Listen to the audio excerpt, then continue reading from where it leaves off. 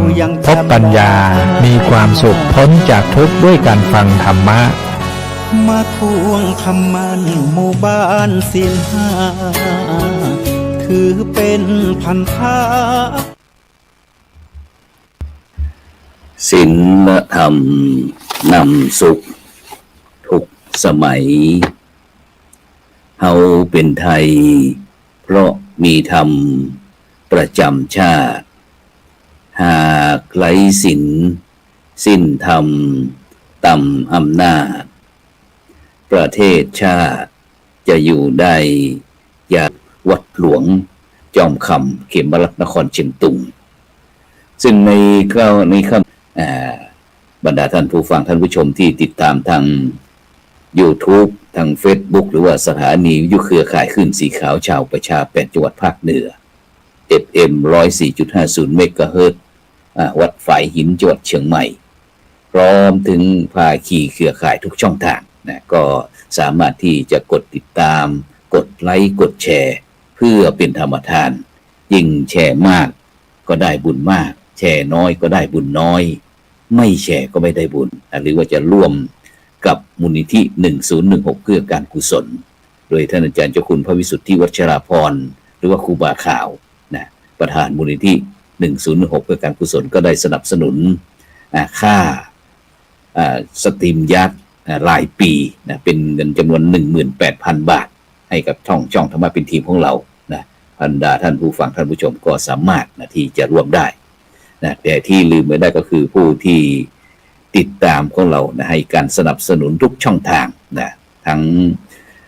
กดไลค์กดแชร์หรือว่าก็ตามนะซึ่งก็ต้องขอบคุณอนุโมทนาเพราะท่านคือบุคคลสำคัญกับช่องธรรมะเป็นทีมของเรานะซึ่งวันนี้ก็ต้องขอบคุณอนุโมทนาเจแดงแคนตาลุปจากเชียงใหม่นะคุณโยมอนงปวงขันคำคุณโยมนงการมุ่งวิชาคุณโยมสุทิพย์ติบธงคุณฝนศิลาพร้อมทั้งครูยากศนนะไว้ครูยานะฉะนั้นก็บรรดาท่านผู้ฟังท่านผู้ชมก็สามารถนะที่จะส่งข้อความมาทางอินบ็อกซ์ได้นะฉะนั้นเราก็จะไปพบกับผู้ร่วมรายการของเรารูปไปที่ท่านอาจารย์พระครูอภิวัฒนวิกรมนะรองเจ้าคณะอำเภอดอยหล่อวัดปากทางเจริญนมัสการครับอาจารย์พระครูครับผมเปิดไมค์นิดหนึ่งครับผมเปิดไมค์นิดหนึ่งครับผมครับขอกราบนมัสการครูบาอาจารย์ท่านพระครูโสพลปริยัติและท่านพระครูโพสิทธิ์สมณคุณครับเจริญพรญาติโยมทุกคนทุกท่านครับผมไปที่รูปที่2เลยครับไปที่ท่านอาจารย์พระครูโคสิทธิ์นะครับสมณคุณนะครับผู้ช่วยศาสตราจารย์ดร.ครับผมไหว้สาครูบาอาจารย์ทุกรูปนะครับอาจารย์โสพลท่านอาจารย์ครูพิมพ์แล้วก็ขอเจริญพรครับศรัทธาญาติโยมของทุกคนทุกท่านครับครับผมเห็นแต่เนาะท่านครับการใจอยู่ใจกับฟังหรือสาวเขาก็รู้สึกว่าเสียงเอกโอ้โหผมบอกครับผมก็แบบนี้นะครับผมแบบนี้เอ็กโคนะครับครับผมเพราะว่าเราถ้าเราเปิดเสียงยอมก็จะเสียงต้องสะท้อนเข้ามาครับผมมันได้มีอย่างสักอย่างเลยวันนี้แบบนี้แบบขึ้นจอครับนี่ไม่ได้ขึ้นจอก็บุเป็นอย่างไม่เป็นไรไม่ได้เดี๋ยวลองติดครับตอนนี้ท่านอาจารย์พระครูคนที่ทำเป็นเสียงครับผมได้ยินชัดเจนครับไม่ได้ยินเสียงเลยผมขึ้นไปอีกเดี๋ยวถ้านี่เราอาจารย์ไม่พูดอาจารย์ก็ปิดไมค์เอาปิดเนาะครับผมไม่ที่ปิดไมค์ที่อาจารย์ลองปิดไมค์แป๊บนึงครับโอเคถ้านี่เสียงจะไม่สะท้อนแต่ง่ายๆก็คือถ้าอาจารย์พระครูสนทนาอาจารย์พูดก็อาจารย์ก็เปิดไมค์ถ้าอาจารย์ไม่พูดก็ปิดไมค์นะครับเนาะครับเป็นไงบ้างครับอาจารย์พระครูพิวัฒนวิกรมช่วงนี้ไม่ได้เห็นหน้าเห็นตากันเลยครับตั้งแต่สงกรานต์ปีใหม่เมืองเป็นยังไงบ้างครับสบายดีไหมสบายดีครับเมืองเนาะ ครับผมอู้เมืองก็ได้ครับวันนี้อู้เมืองเลยครับผม ก็ทำเป็นทีมมาเป็นทีมนี่ก็ประมาณปีหนึ่งแล้วมั้งครับก็ได้มาเยี่ยมเยียนปีปลาย ก็ลืมก็ตุมาภัยครูบา ก็ลืมว่าเข้าจ่องจะใดมันก่อน โคตรจะได้แล้วตกโลละละครัวเลย ครับ ก็จะทำครับความจำล่องไปตัวสังขารต้นห้องครับอ๋อล่องไปอันปู่สังขารเนี่ยสังขารนี่เนาะตอนวันสังขารล่องที่แล้วอีเนาะครับผมก็ช่วงนี้ก็หลังจากที่ภารกิจงานบวชภาคฤดูร้อนแต่มาเน้นภาคฤดูร้อนก็เดี๋ยวนี้ก็ต้องเตรียมที่เตรียมคนครับเอามาตั้งเตรียมจะไปกันที่ไหนครับมีงานกะหรือว่าจะใดกล่าวบุญกล่าวกุศลวางแผนกันว่าปลายเดือนนี้ครับวันที่30นี่จะไปอมก๋อยไปอมก๋อยมีงานครับบ้านแม่ตื่นแม่หลองใต้แม่หลองใต้ครับไปเนี่ยอย่างครับอาจารย์ครับที่อันแม่หลองใต้อำเภออมก๋อยอาจารย์มีโครงการไปทำสำนักปฏิบัติธรรมสำนักสงฆ์ครับก็มี3-4หมู่บ้านก็มีวัดศรัทธาก็อยากจะสร้างวัดเอาไว้เป็นที่ทำบุญเอาไว้เป็นที่ทำกิจกรรมครับอ๋อฉะนั้นก็หมายความว่าอันพี่น้องเจ้าบ้านนะครับน้องมาขอเมตตาท่านอาจารย์พระครูเนาะได้ไปช่วยขยมเพิ่นมาเรียนหนังสือที่วัดม่อนห้วยแก้วพระนั้นพระครูกัลยาณปราโมทย์เรียนหนังสือท่านก็เลยว่าท่านพระครูกัลยาณปราโมทย์ก็มาปรึกษากันเอาไว้เป็นที่ยึดเหนี่ยวจิตใจเขาเอาไว้ให้เขาได้ทำกิจกรรมเป็นศูนย์รวมจิตใจเขาเองครับอีกอย่างหนึ่งก็พระเนนที่อยู่ในหมู่บ้านท่านก็ออกมาอยู่ตั้งนอกนักแล้วเวลา อย่างสงกรานต์ปีใหม่เมืองนี่เวลาเขาปิกบ้านเนี่ยเขาไปนอนบ้านพระเนนโอ้ครับผมก็เลยจะแผงเนี่ยจุดประสงค์คือว่าพระเนนที่อยู่บ้านแม่หลองใต้ที่อยู่อมก๋อยเนี่ยเวลาเขาปิกบ้านเขาก็จะได้ไปนอนวัดพ่อแม่ก็จะได้ไปทำบุญที่วัดบ่ต้องไปนอนบ้านแล้วครับประมาณ10 กว่าลูกโอ้เยอะเลยครับเวลาไปนอนบ้านกับผ้าเหลืองไปซักผ้าซักหยังตากผ้าในบ้านเองมันก็พอครับผมครับนี่คืออันสาเหตุนะครับที่อันได้ประมวลแล้วนะครับเพราะว่าลูกเนนหมู่บ้านหนึ่งตั้งเป็น10 กว่าลูกนี่ก็ดีครับเป็นต้นแบบที่ว่าอันเขาได้คือลูกพระลูกเนนได้นอกจากที่จะมาพัฒนานะครับในเมืองหลวงแล้วเสร็จแล้วลูกพระเป็นเนนที่มีความรู้ความสามารถกลับไปเขาก็จะได้ไปจดทดแทนหมายความว่าสำนึกนักบันเกิดอาจารย์พระครูเนาะครับตอนนี้เรื่องสถานที่เรื่องแจ้งพร้อมหมดหรือยังหรือว่าที่นั้นพอดีไปหมายกันไว้อยู่2 จุดไปที่โรงเรียนตชด.ครับโรงเรียนตชด.นั่นมีนักเรียน100 ปลายครับนักเรียน100 ปลายแล้วก็เป็นคนในท้องถิ่นท่านหมดแหละครับก็ทางโรงเรียนเพิ่นว่าถ้าแปลงที่บนโรงเรียนนี่มันได้ก็เลยย้ายกันก็พอดีโยมที่ในหมู่บ้านท่านเพิ่นส่วนใหญ่เพิ่นทำข้าวให้เนาะแม่เนี่ยให้เนี่ยให้ส่วนครับผมข้าวให้กันเพิ่นมีอยู่10 กว่าไร่เพิ่นว่าทานพระสงฆ์ใครได้ก็จะขายเฮ้อเนี่ยอยู่12 ไร่ครับขายอยู่ 30,000 โอ้ 12 ไร่เรียอะไรกันได้ก็แก้สตังค์ท่านเลยหัวเพิ่นเปลี่ยนใจ โยมนี่ก็เปิ้นอันมีเปิ้นเป็นเข้าให้เนาะ ครับ เปิ้นจะเวียนกันเนี่ยครับเปิ้นจะเวียนกันไป3 ปีในก็เวียนกันไป เป็นพี่น้อง เที่ยวถาม กลุ่มชาติพันธุ์ปากกยอหรือว่ากะเหรี่ยง ปากกยอ เนาะ ครับกะเหรี่ยงเป็นกะเหรี่ยงครับ ครับผมครับ ผู้ง่าย ก็ คือ ได้ครับ ทำไร่เลือดดอยแหละ อืม 3 ปีในก็เวียนกันเที่ยวดอยม่อนนี่เป็นเรื่องเองอะแอน3 ปีกับเที่ยวดอยม่อนนี่เป็นเรื่องผมเขาก็เลยว่าครับ ถ้าสามารถรักษาจุดนี้ได้ก็จะเป็นพื้นที่โอโซนถ้าเป็นวัดเป็นสำนักได้ก็ ครับ ในซิปกงให้นี่เขาจะบอกมาลุกล้ำนะครับเนี่ย ครับ ขึ้นจะอัน สาธุ ต่อ ค ไป รับ ด้านหน้าต้นไม้ก็จะใหญ่ขึ้นเนาะ แม่ เขาก็บอกมาทำให้ในดอยม่อนนี้แล้วอย่างครับ อืม ก็คือว่าจะทำกันทั้งม่อนดอยนั่นนะเป็น ครับ ม่อนดอยม่อน เป็น นั่นน่ะ หมายความว่าอันเป็นพื้นที่สีเขียวอีเนาะเป็นการฟื้นฟูป่าด้วยอีเนาะครับ ครับดีแล้วก็อันจะอัน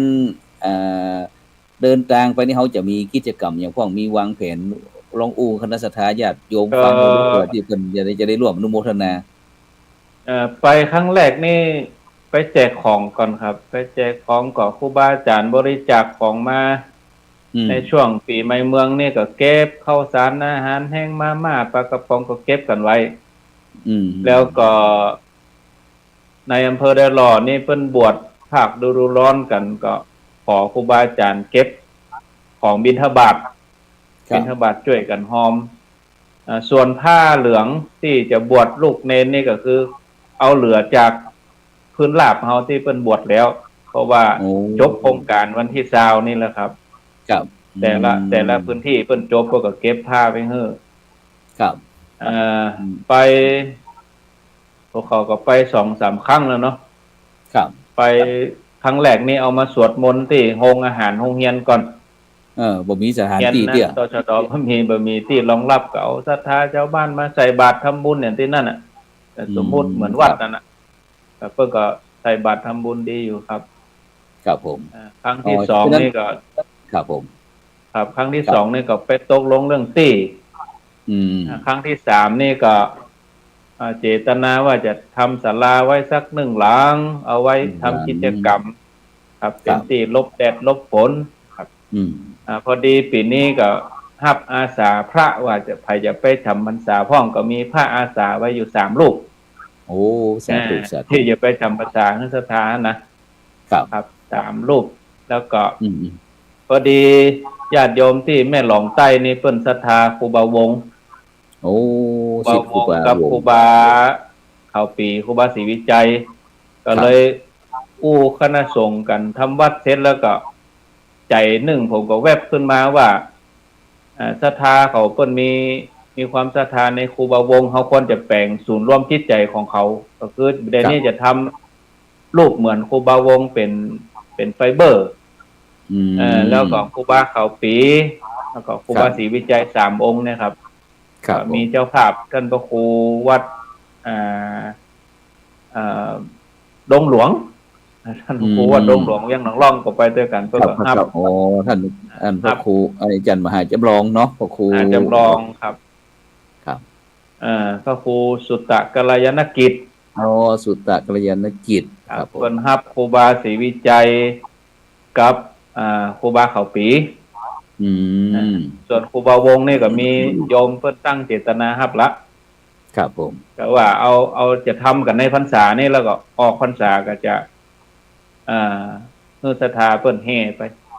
ครับผม แห่ครูบาทั้ง3เนี่ยขึ้นไปไหว้เป็นศูนย์รวมจิตใจเพราะปกติเพิ่นเหมารถกันมาเป็น20-30 ลำมาที่วัดพระบาทห้วยต้มนะครับถ้าเขามีครูบาหั่นแล้วก็เพิ่นก็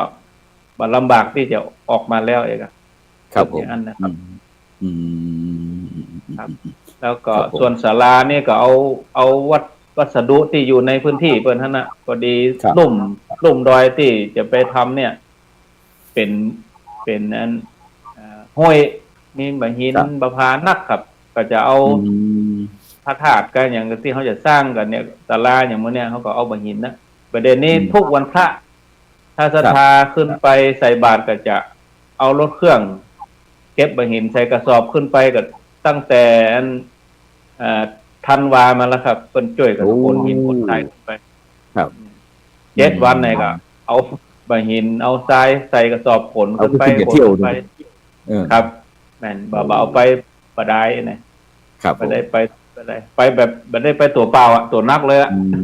ครับฉะนั้นก็หมายความว่าวันที่1 ถึงที่ 10นี่หมู่เฮาก็อย่าไปทำกิจกรรม ก็ไปเริ่มลงฐานนะครับ ลงฐาน ไปลง เล ฐาน ย ตลาเลย ครับ แล้วก็เดนที่บวชก็จะได้ญาการด้วยผสม เป็น ปูน ช่วยแหงเนาะใจ ครับผมครับ ครับผมครับบวชแต่คือก็ขี้ลูกก็ ตั้งเป้าไว้อยู่50ประเด็นนี้ได้อยู่35 ครับ แต่ว่าเกินเกิงเนาะครับ เพราะ ครับ แต่บวชเมื่อนะบวช5 วันถ้าว่าบวชเบิร์นจะต้องไปฝากที่หนองบัววะบวชเบิร์น ครับแต่ครับไปฝากไว้ตรงโคสิตบนละ ครับ นี่5 วันครับ ครับผมครับนี่ก็คือข่าวๆที่เขาอยากจะวันนี้เลยกราบนิมนต์ท่านอาจารย์พระครูพิวัฒนวิกรมณวัดปักทางเจริญคือผู้ประสานงานเครือข่ายขึ้นสีขาวเขาเพราะว่าอาจารย์เพิ่นก็จะได้ทำงานอย่างเขาก็อยากจะเมื่อนั้นว่าจนประลืมเข้าจ้องคนเดียวนี้ อาจารย์พระครูก็ซิดครับได้ยินอาจารย์พระครูพิวัฒนวิกรมต้องเป็นที่โลก ก็อนุโมทนาบุญด้วยนะครับสำหรับคณะสงฆ์เนาะที่อันได้มีจิตเจตนาที่จะสร้างศาสนาทายาทโดยสร้างศาสนาวัตถุโดยครับแล้วก็มีการปลูกฝังเรื่องของพุทธศาสนาลงในพื้นที่บนพื้นที่สูงเนาะก็เป็นที่น่าอนุโมทนานะครับในการที่จะสร้าง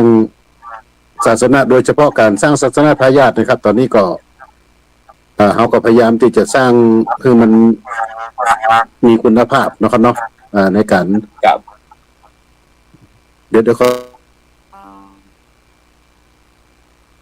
ครับผม โอเคครับพอดีมันมีเสียงแทรกเดี๋ยวผมขอเดี๋ยวผมขออันเป็นเรื่องอื่นกันนะครับเดี๋ยวผมขอเช็คกิจกรรมนะครับพอดีมันมีเสียงแทรกเข้ามาครับ ครับผมครับ ว่าไปก่อน ครับฉะนั้นท่านอาจารย์พระครูวิวัฒนากรมครับถ้าสมมติว่าถ้าเราไปนี่อันมีศรัทธาญาติโยมในเมืองวัดโดยของเกาะหรือว่าจะได้ไปครั้งแรกนี่มีอยู่30 ท่าน30 คนครับไปครั้งที่2ก่อนนั้นปีใหม่เมืองนี่ไปอยู่60ขายครับรถก็ไปอยู่10 กว่ากันครับแล้วก็ตอนบวชนี่ก็คงจะเอาญาติโยมทั้งนอกไปบัดนักครับจะเอาญาติโยมไปก็พุ่นศาลาแล้วพุ่นแล้วก็ตอนที่เขาจะแห่ครูบาไปมันจะเอานักไปนักเพราะว่าตอนนี้เขายังบ่มีสถานที่ที่จะพักจะพิงกันเนาะต้องเอาเต็นท์ไปก็ครูบาอาจารย์ก็บริจาคเต็นท์วัดนั้นเอาไปหลังนึงวัดนี้ไปหลังนึงก็บ้านดงหลวงเพิ่นฮื้ออยู่2 หลังเต็นท์นี่หมายถึงเต็นท์ใหญ่เต็นท์3 คูณ 6เนาะงานครับเต็นท์งานศพนะครับเต็นท์ที่เพิ่นย้ายเอาแตนประสาทศพนะครับเต็นท์ประจำหมู่บ้านเนาะเต็นท์เราไปงานครับของผมหลังนึงเต็นท์นี้เต็นท์ได้6 หลังครับแล้วก็ยังอื่นนี่ดูที่เขาจะไปนี่วัสดุอุปกรณ์อย่างต่างๆนี่เขาถ้ามีบรรดาท่านผู้ฟังท่านผู้ชมอยากจะฉันทีมงานของเขานี่อยากจะไปช่วยครับรอได้ลงมือถ้าลงมือเป็นคนเขาว่าเป็นชิ้นเป็นอันเนาะลงหันรูปร่างก่อนแล้วก็จะมาบอกญาติโยมพอดีเสานี่ก็ในหมู่บ้านท่านเปิ้นบริจาคเปิ้นก็หาวัสดุง่ายเป็นไม้ครับเสาไม้หน้า8นี่นะ12 ต้นไม้หน้า8ไม้สักนี่เปิ้นก็ตัดไว้ให้แล้วครับโอ้สาธุเรียบร้อยครับฉะนั้นตอนนี้ก็คือเอาแนวหน้าไปก่อนอีกเนาะเอาศูนย์หน้าไปก่อนนี่เนาะเดี๋ยวศูนย์สนับสนุนไปว่าที่หลังนี่เนาะครับผมเอากล่องหน้าไปลุยก่อนครับแต่ถ้าจะมีจิตอาสาที่เข้มแข็งโดยเฉพาะหมู่โปรใจเราที่สามารถที่ลุยได้เนาะครับผมสุดยอดเลยครับก็สามารถจ้างศาลาเก้าไว้2 คนศาลาเก้าลูกพระบาทห้อยต้มไปครับจ้างวันละ500ครับ 2 คนอันนี้คือประจำส่วนแรงงานนี่คือเจ้าบ้าน อืม เอาทำงานแบบเต็มวันครับ เอากามาเจ้าแล้วนะ แม่นเนาะ กามาเจ้าขวายมาน้อยกว่าปัญญาการเนี้ยไอ้เนี่ย ครับ แต่ว่าทำทุกวันเวียนกันมา ครับผม เวียนกันมาเนี่ยครับ ครับสาธุครับอาจารย์พระครูกสิทธิ์พร้อมนะครับเนาะ ครับผม เป็นจะได้พ่อได้ยินท่านอาจารย์พระครู สัญญาณมีปัญหาป่ะครับ ฮะได้ครับได้ละแต่รู้สึกว่ามันอันระบบนิดบนล่างฝนจะตก สัญญาณค่าที่หายครับ แม่นบรรยากาศมันอาจจะ โอ้ตัวนี้ ได้พ่อ แต่นี่ผมรู้สึกว่าอากาศร้อนขนาดนะครับยังหาร้อนขนาดวันนี้โอ้อยู่ในมันก็วันนี้อากาศที่ร้อนแต่วันนี้นะ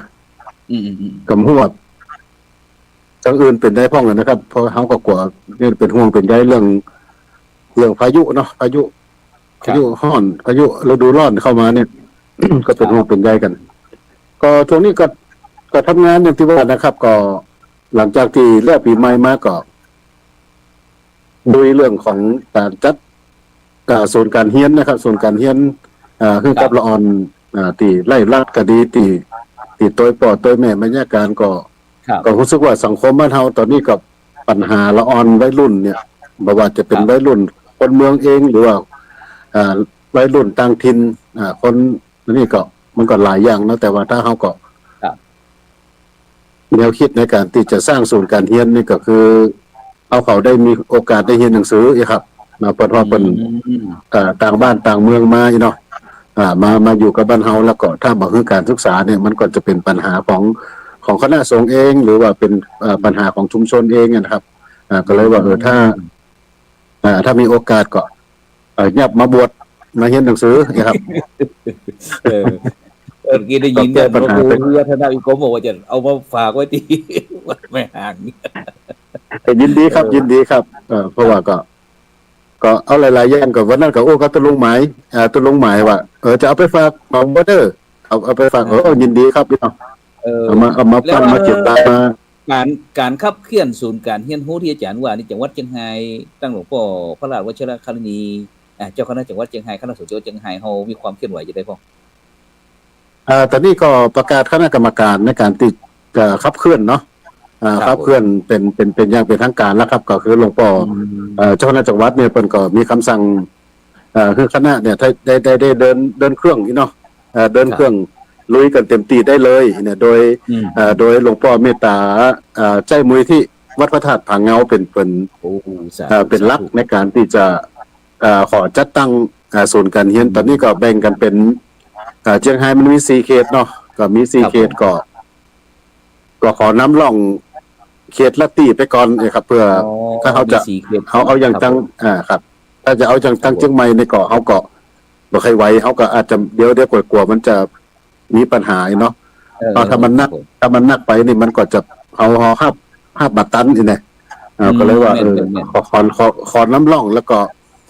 รักษาคุณภาพไปก่อนเนี่ยถ้ามันได้มักได้ผลจะได้เดี๋ยวเขาก็ก่อยขยายครับตอนนี้ก็ตั้งเขตหนึ่งตั้งเขตในอำเภอเมืองเวียงชัยพญาเมงรายแถวนั้นเนี่ยเขตหนึ่งนี่ก็ตั้งอยู่ที่โรงเรียนเวียงชัยพิทยานะครับแล้วก็เขต2ก็ตั้งอยู่ที่หนองบัวแล้วก็เขต3นี่หลวงพ่อบอกว่าเอาไว้ที่พระธาตุผาเงาแล้วก็เขต4ก็อยู่ที่โรงเรียนโสพลจริยธรรมที่เชียงของนะครับอันนี้ก็ขับเคลื่อนเดี๋ยววันที่สิ้นเดือนนี้ก็จะน่าจะอู้กันคือสรุปแล้วก็จะมีที่มูลนิธิของหลวงพ่อครูบานครบาบุญชุ่มเนาะที่ดาวเวียงแก้วนั่นทำจุดหนึ่งนะครับก็ขับเคลื่อนกันไปตอนนี้ก็อู้กันไว้เบื้องต้นนะครับว่าเขาจะห้ามได้แบบเกิน0 ละ 50 คนก่อนนะเพื่อที่จะเอาน้อยๆแล้วก็เอาคุณภาพเพื่อมันชัดก่อนนะครับสร้างคุณภาพหมายความว่าเฉพาะที่เป็นสามเณรนะครับเนาะบ่เกี่ยวกับเฉพาะสามเณรครับครับบ่เอาคนบ้านครับเอาเฉพาะสามเณรก่อนก็สร้างศาสนาทายาทไว้โตยแล้วก็ ไอ้แห่งจุดประสงค์หนึ่งก็เพื่อป้อนเข้าสู่เรียนปริยัตินะครับป้อนบุคลากรเข้าสู่โรงเรียนพระปริยัติธรรมแผนกสามัญนะครับนักธรรมแล้วก็บาลีเนี่ยก็ต้องคือโอกาสกับทุกคนเลยนะครับเพราะคิดว่าเรื่องของการศึกษาเรื่องของการศาสนาเนี่ยโดยเฉพาะวิชาเรื่องของพระพุทธศาสนาเนี่ยเขาบ่ได้แบ่งแยกว่าเป็นคนชาติไหนเป็นคนอย่างใดนะขอเป็นพุทธศาสนาเขาก็ยินดีคือการศึกษานะครับไม่ว่าจะเป็นคนพื้นที่ราบคนพื้นที่สูงหรือว่าคนไร่รัฐอย่างต่างๆเนี่ยที่เป็นติดขอบติดครัวมาติดปอดติดแม่มาทำงานในประเทศไทยนะครับเป็นก่อนน่าจะมีโอกาสได้รับการศึกษาเหมือนกับเด็กและเยาวชนทั่วไปครับเขาบอกแบ่งชั้นวรรณะนะครับอันนี้ก็เป็นนิมิตหมายแห่งอย่างหนึ่งของคณะสงฆ์จังหวัดเชียงรายตีโดยเมตตาของหลวงพ่อพระเดชพระคุณหลวงพ่อเจ้าคณะจังหวัดเนี่ยเปิดลงประชุมห้องประชุมเองแต่งตั้งคณะทำงานเองเนี่ยครับเปิดก็มีเมตตาในการที่จะลงลุยกันเต็มที่หลวงพ่อเจ้าคณะจังหวัดหลวงพ่อรองจังหวัดเนี่ยครับเปิดก็มาช่วยเขาได้เต็มที่ครับก็ถือว่าเป็นโอกาสของลูกหลานลูกเรียนเนาะเขาก็หันแล้วก็เป็นที่สังเวชละอ่อนนะครับก็คือบางคนเนี่ยอายุ14-15ครับสังเวชนี่อายุ14รู้มันก่อกินดูครับก็คือเดี๋ยวมันนั่งอู้กับเฮานะครับผมอายุเท่าไหร่ลูกผมอายุ14-15แล้วครับแล้วอยู่ชั้นหยังเรียนหนังสือผมอยู่ชั้น2อยู่ครับแล้วเขานึกสภาพว่าชั้นป.2 ประถมชั้นป.2เนี่ยครับชั้นป.2 ป.2 ป.3 อายุ14-15เนี่ยแล้วไปเรียนกับละอ่อนกับคนเมืองเขาเนาะ 7-8 ขวบคนที่7-8 ขวบเรียนแล้วก็มาอายุ14-15เนี่ยความรู้สึกมันไปด้วยกันบ่ได้ครับแม่นมันคนละจีนมันคนละรุ่นแล้วแม่นนะครับแล้วก็มันว่าก็ผมอายุ14-15มันห้องผมบาอยู่อีกเขาชื่อว่าเป็นห้องเรียนด้วยกันนี่ครับเรียนหนังสือด้วยกันรุ่นด้วยกันลูกหัวกันเล่นเนี่ยครับมันก็ดูเป็นที่สังเวชเขานะครับว่ามันนี่ก็เลยว่าถ้าเขามีโอกาสเนี่ยเขาก็สร้างเป็นศูนย์การเรียนนะครับเพื่อพัฒนาหลายๆอย่างคือกับละอ่อนเนาะก็โดยเฉพาะเรื่องถ้าสมมุติว่าบวชเนรแล้วเนี่ยบางตีก็บอกว่าทำไมตัวเจ้าก็ต้องมาแย่ล่ะตอนนี้เปิดอนุมัติคือโรงเรียนประถมรับสามเณรเข้าโรงเรียนประถมเรียบร้อยเนี่ยก็คือโดยหลักการมันได้นะครับแต่วิธีการเนี่ยมันยากเขาก็จะสูญเสียเขานึกว่าครับสมณะสารูปมันตึ้มได้แน่นอนแล้วก็ครูบาอาจารย์ละอ่อนสมองละอ่อนมันพักละอ่อนมันเล่นเนี่ยเดี๋ยวโกรธหัวไม่เพื่อนมันลูกหัวเหี้ยมันก็สมณะสารูปมันก็ไม่ได้แท่งนี้แน่นอนครับตอนมากับกอดคอกันเล่นบอลเนี่ยมันแรงมากกว่ากินนั่นกินนี่เขามันก็สมณะสารูปมันบัดได้มันก็จะมันอาจจะแทนที่มันจะเป็นผลดีกับเป็นผลเสียกับภาพลักษณ์ของพระพุทธศาสนาครับก็เลยว่าเขาก็กลับมาย้อนมาถึงบทบาทหน้าที่ของคณะสงฆ์โดยเฉพาะก่อนคณะสงฆ์จะจัดการศึกษาระดับประถมศึกษาเองนี่นะครับน้าอู้ง่ายๆเนาะครับผมแต่ว่าเขาก็ได้เปิดรับทั้งหมดนะครับเฉพาะกับพระภิกษุสามเณรที่เปิ้นมีสถานภาพที่ยังบ่พร้อมที่จะหรือว่าบ่พร้อมที่จะไปเรียนกับร่วมกับทั้งโลกครับบ่พร้อมก็ไปเรียนกับละอ่อนทั้งนอกเนี่ยก็หับมาเพื่อที่จะมาพัฒนามาปรับฐานโดยเฉพาะก็แต่ว่ามันก็ต้องมีเงื่อนไขนะครับว่าก็ต้องอยู่กับเขากี่ปีเนาะก็เดี๋ยวก็รายละเอียดเหล่านั้นก็เดี๋ยวก็วางกฎวางระเบียบแต่ว่าตอนนี้ก็ความเป็นไปได้นี่ก็ประมาณ 80-90% ที่หลวงพ่อเป็นเมตตานะครับเนาะแล้วก็คิดว่าทั้งส่วนภาคราชการเนี่ยก็คงจะมาน่ามีปัญหาเพราะว่าทั้งได้รับการอนุเคราะห์จากมูลที่โพธิยาลัยวัดสวนดอกเนาะได้มาช่วยกันนะครับครูบาอาจารย์ก็มาช่วยกันเต็มที่เพื่อเป็นปีเลี้ยงคือครับแต่คณะสงฆ์จังหวัดเชียงรายครับครับผมครับสาธุครับนี่ก็บรรดาท่านผู้ฟังท่านผู้ชมที่ท่านอาจารย์ พระครูโคสิทธิ์สมณคุณอาจารย์ด็อกเตอร์นะที่ได้อูบรรดาท่านผู้ฟังท่านผู้ชมว่าอาจจะต้องมาจัดการศึกษาสงเคราะห์กับกุลบุตรหรือว่าละเด็กละอ่อนที่โดยเฉพาะพ่อแม่พี่น้องที่นับถือทางพุทธศาสนานี่แหละเพราะว่าเพิ่นอาจจะเป็นลูกแรงงานก็หรือว่าไร้รัฐชาติต่างๆที่มันเป็นสิทธิขั้นพื้นฐานที่เป็นสากลที่ละเด็กละอ่อนจะต้องได้รับการศึกษาบ่ว่าจะเป็นเชื้อชาติศาสนาในก็ตามจะต้องได้รับการศึกษาแล้วก็สิทธิขั้นพื้นฐานเรื่องการรักษาพยาบาลฉะนั้นตรงนี้เมื่อละเด็กละอ่อนเข้ามาอยู่ในประเทศเขานักนะซึ่งโดยเฉพาะความมั่นคงของเขาก็เป็นห่วงตรงนี้นะโดยเฉพาะอาจจะมีข้อมูลต่างๆนี่ก็เลยอาศัยพระพุทธศาสนาเขาเนี่ยรักศีลรักธรรมเขาเนี่ยมาบูรณาการกันโดยเฉพาะหลวงพ่อเจ้าคณะจังหวัดเชียงรายพระราชวชิรคณีเนี่ยด็อกเตอร์นะหลวงพ่อเจ้าคณะนายวัดเงานะเปิ้นก็มีนโยบายคือคณะสงฆ์จังหวัดเชียงรายเนี่ยได้ศึกษาแล้วก็เรียนแบบหรือว่ามาเรียนรู้กับศูนย์มูลนิธิโพธิยาลัยนะที่จัดการศึกษาเกี่ยวกับเรื่องศูนย์การเรียนโพธิยาลัยระดับชั้นป .1 กับป .2 ป .3 ป .4 ป .5 ป .6 เสร็จเรียบร้อยแล้วก็ถ้าจบจากป .6 แล้วก็จะขึ้นระดับม .1 ต่อโรงเรียนภาคปริยัติธรรมต่อไปนี่ก็คือทุกสิ่งทุกอย่างที่เข้าใจวิธีการดำเนินแบบแนวทางในทางพระพุทธศาสนาของเขานะครับฉะนั้นไปที่ท่านอาจารย์พระครูสุจินต์นันทกิจครับไปที่หลวงพ่อเจ้าคณะอำเภออย่างก็มาจ้าลืมไม่อย่างนั้นเนี่ย สันติสุข สันติสุขนะครับนมัสการครับอาจารย์พระครูครับผมวันนี้เป็นจะได้มาจะได้รายงานตัวคือคณะสถาญาติโยมด้วยเมื่อกี้นี่อันติดคุยงานอยู่ครับนึกว่าไปสวมหมวกให้ภูเขาใส่รองเท้าให้ตีนดอยฝนเล่นขึ้นอย่างก้ายนะ ช่วงนี้งานปีใหม่ยังจะเริ่มใกล้จังๆเป็นจะได้พ่อปีใหม่เมืองเฮาที่อันสันติสุขของเฮาก็ดีครับปีนี้จะบ้านเป็นตื่นตัวตื่นใจกันครับ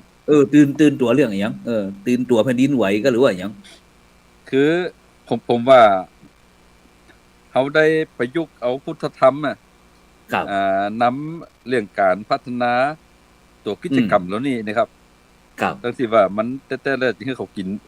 เขาเล่นม่วนอย่างเดียวเนี่ยมันบ่ได้สาระผมก็เลยมีกิจกรรมแห่พระรอบบ้านสืบสานประเพณีปีใหม่เมืองนี่นะครับพระรอบบ้านสืบสานประเพณีปีใหม่เมืองแล้วก็อันเป้าหมายหลักก็คืออยากจะให้เขาได้มีส่วนร่วมในการที่จะใช้วัฒนธรรมเนี่ยไปประยุกต์ใช้ในเรื่องของกำลังใจเขาเนี่ยนะครับเนาะเพราะว่าผมก็จะให้เขาแห่พระแล้วก็ทุกหลังคาเรือนน่ะแต่ก็ต้องเขาไปทุกซอกทุกมุมทุกอย่างนี่นะครับแล้วก็มีข้าวตอกดอกไม้เขาก็ถือว่าเป็นข้าวตอกดอกไม้ตีศักดิ์สิทธิ์อีกกันเนาะโยกโจงลงตัดใดวานลงตัดใดตัดนั่นน่ะคิดเสื่อมจังไรมันจะหายออกไปกับปีเก่านี่เนี่ยมันก็จะมีสิ่งใหม่ๆเจ้าบ้านก็เลยตื่นกันก็เป็นเรื่องที่ดีครับประการที่1ประการที่2เนี่ยผมถือว่าวันที่13เป็นวันกตัญญูเพื่อบูชาบูรพาจารย์ทั้งหลายกันเนาะสาธุครับเอาคนแก่ที่เปิ้นอันตะกอหลังสร้างแปลงบ้านมาเมืองมาผู้ใดมีอันหูกมีอย่างเก่าๆเนี่ยประกันอุ้มเข้าวัดเนยมาตั้งไว้ก็นิมนต์ทุกเจ้าเอามาตั้งตีโต๊ะที่เขาจัดไว้นะครับอาจารย์ครับตั้งไว้หมดแล้วก็จะหันกับเฮาก็คือเปิ้นเขียนชื่อใส่ในบาตรท่านแล้วก็คือเปิ้นเอาน้ำอบน้ำหอมมาคือเปิ้นได้ร่วมกันสักการะบูชาถึงปอเปิ้นปอตัวแม่เปิ้นแม่ตัวปุว่าปอมอนปอเนี่ยคนใดบ่เคยฮู้เคยหันก็ฮู้ก็จะได้อธิบายให้ลูกหลานนั้นว่าอันนี้คือปออุ้ยแก้วปออุ้ยแม่อุ้ยตาอีกกันเนาะแล้วก็นิมนต์พระมาสัก10รูปนึงก็มาสวดอันพุทธมนต์ไอ้มาธิกาเหียแล้วก็บังสกุลแล้วก็จุดอันจื่อมันเหียเอาไฟเผาจื่อที่เขาเขียนเส้นนะครับแล้วก็ให้เขาได้มีส่วนร่วมในการที่จะอันเอาไปจะรวมบริจาคก็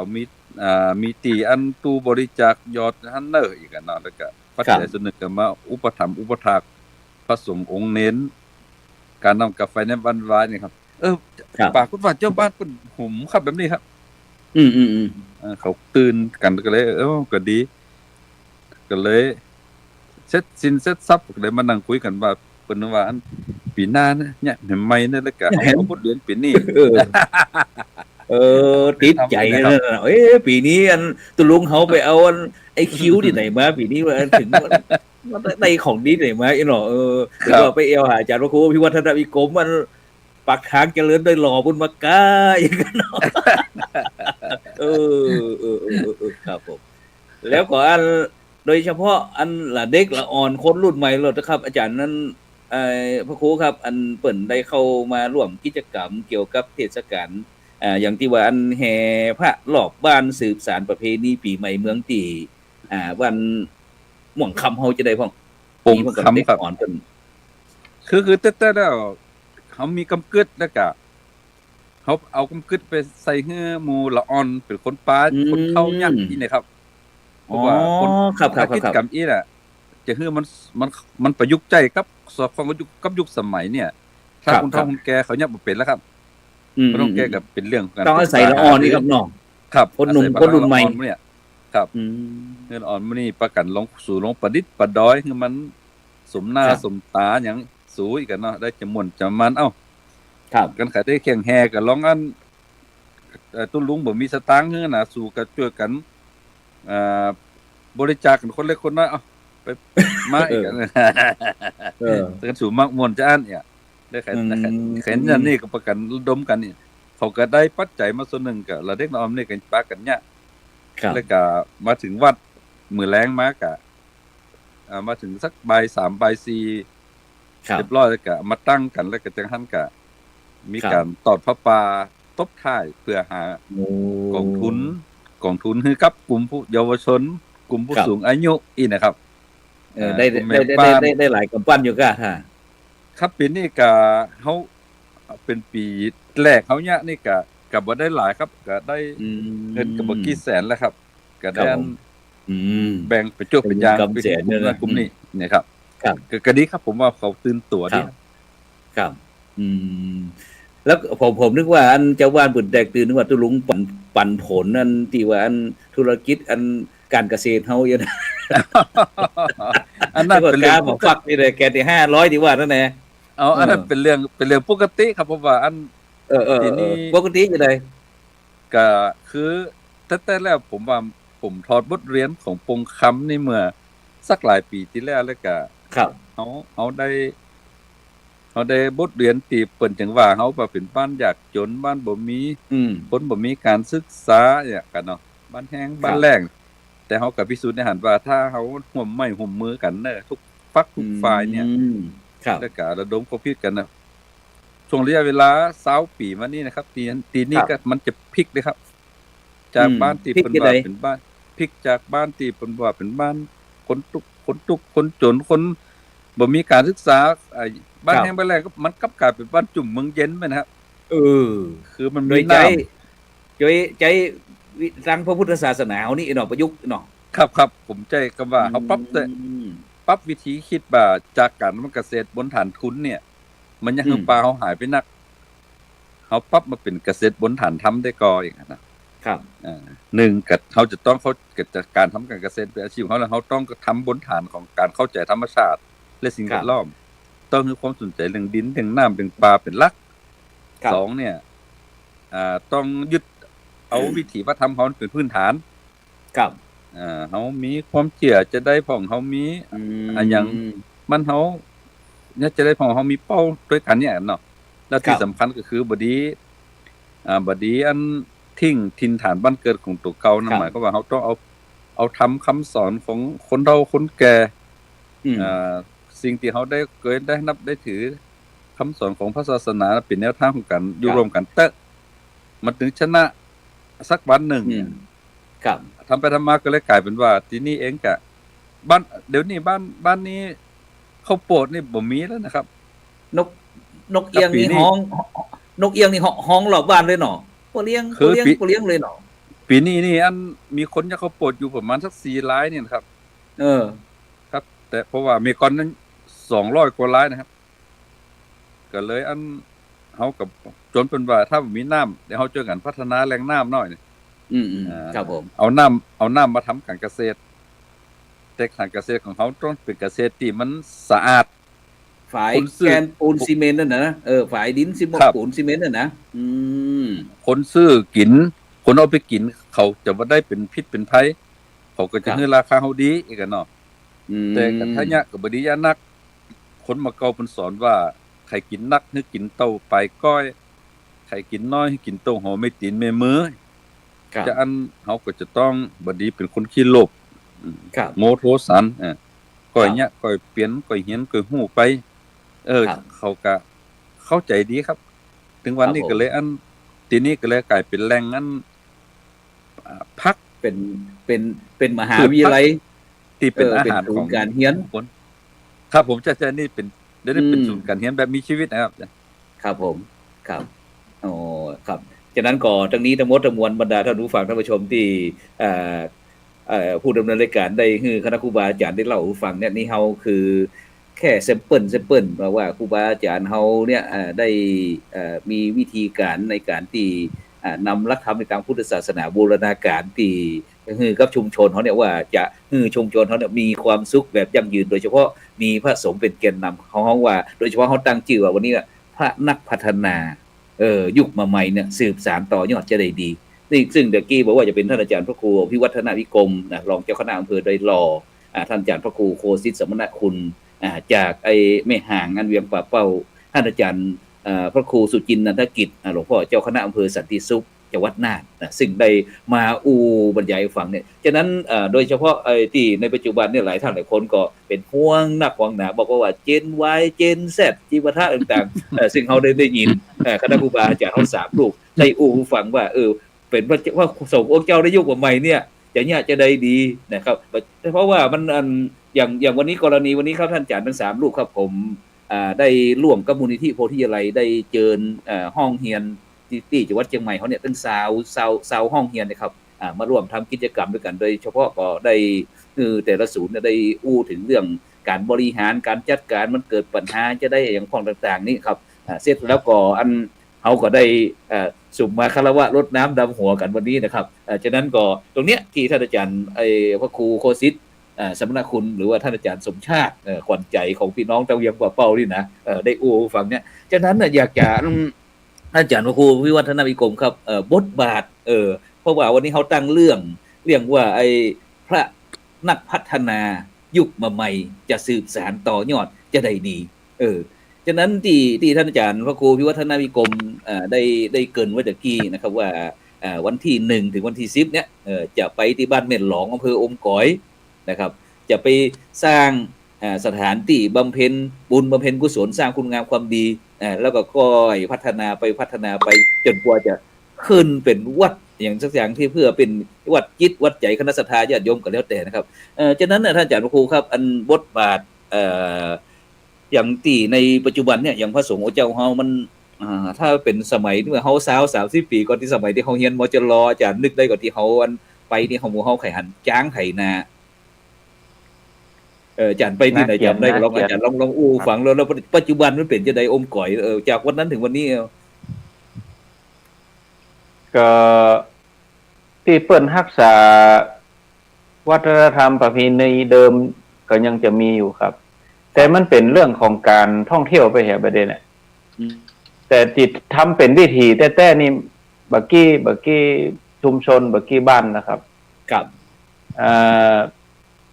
มันมีเรื่องของการท่องเที่ยวเข้ามาเสริมเนี่ยครับมันก็มีเรื่องของการครับเป็นรูปแบบการจัดขึ้นมาเนี่ยแม่นครับธุรกิจไถนาเอาจ้างไถนาเป็นเตื้อถ้านักท่องเที่ยวบ่ไปมันก็บ่ยากกันละประเดี๋ยวก็มีละไทยแบบว่าเพื่อมาดูแล้วน่ะแต่โดยทำด้วยวิถีชีวิตแต่ครับครับแม่นในวิถีชีวิตแต่บ่มีแล้วครับเปลี่ยนแปลงไปครับอย่างถ้านั้นมันอย่างก็ที่เขาไปผ่าปูนแล้วเขาไปที่อย่างก็ที่เมื่อเขาไปที่เขาไปจุดบอกไฟสกายแลบที่พี่น้องตั้งเมืองตากพ่องแล้วก็อย่างก็ที่น้อยปุ่นที่เขาแรกๆเขาว่าเขาจะไปสร้างไอ้สำนักพระธรรมจาริกที่ว่าบนโรงเรียนน่ะ อย่างก็ตีจ้างไถนาเขานี่ ครับที่อันนาเขียน นาเขียน ครับนาเขียนอำเภออมก๋อย ครับฉะนั้น ครับ อาจารย์ เดี๋ยว ครับ นี้ก็ ตี เปลี่ยน นั้น นะครับเปลี่ยน ครับแม่นหลองแม่นหลองเขาจะได้ถึงไปคัดเอาที่แม่นหลองนั่นมาเป็น ครับ ศูนย์ต้นแบบก็ที่ไอ้ตุลุงสมคิดคนได้ทำเนี่ยอาจารย์กึดจะได้หันแม่นหล ก็ องมันดีอย่างนี้อย่างนี้ฮะ ได้ยินหลวงพ่อพระควรหลวงพ่อเจ้าอำเภอสันติสุขผมก็ปิ้งขึ้นมา ปิ้งในใจขึ้นมาครับว่าเหตุใดชาวบ้านถึงทำไร่เลื่อนลอย เพราะว่าเขาบ่มีพืชเศรษฐกิจ ครับ ถ้าบ่ฮื้อเขาแปลง ถ้าบ่ฮื้อเขาทำนาให้เนี่ย มีพืชอย่างรองรับเขาฮื้อเขามีรายได้ก่ออย่าง ครับ เดี๋ยวนี้ก็เริ่มทำข้อมูลกับครูเตียวเฮียนท่านว่า ครอบครัวหนึ่งในรอบ1 ปีเนี่ย เขามีรายได้เท่าใด ครับ ทำนาให้เนี่ย เขาเอาไว้กินหรือว่าเอาไว้ขายอ่ะ ครับ แต่ถ้าเขามีพืชเศรษฐกิจที่จะรองรับให้เขาคือมันเต่ากับจำนวนข้าวที่เขาทำเนี่ยรายได้เขามีเต่าอันนี่เขาจะมาทำไรล่ะ คือปกตินี่ เขาทำกันอาจารย์นั่นมาครูตึง3ครับ ต้นไม้กำลังจะใหญ่นะผมไปหันอินดู ต้นเต่า3 ถึง 5 ปีนี่ต้นเต่าขาแล้วนะครับ แล้วเขาก็ไปตัดหมดเลย ตัดดอยหัวโล้นหมดเลย แล้วก็ ครับ ปลูกให้ตึงหมดเลย แล้วก็แฮม3 ปีก็มาตัดแฮมเนี่ยแต่ถ้าเขาสามารถรักษาได้เกิน10 ปีนี่ อันนั้นจะเป็นป่าต้นน้ำเลยอย่างดีที่สุด ครับ แต่เขาต้องไปเชื่อมกับอะไรอย่างโครงการหลวงก็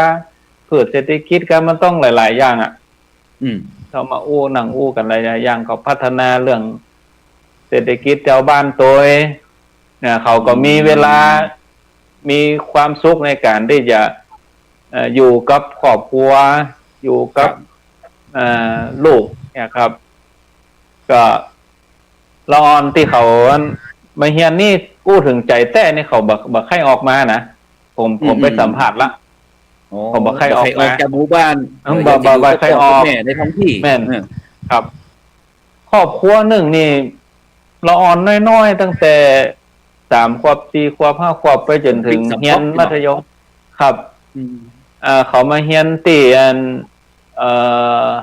เพราะว่าตีแม่หลองนี่มัน3 จังหวัด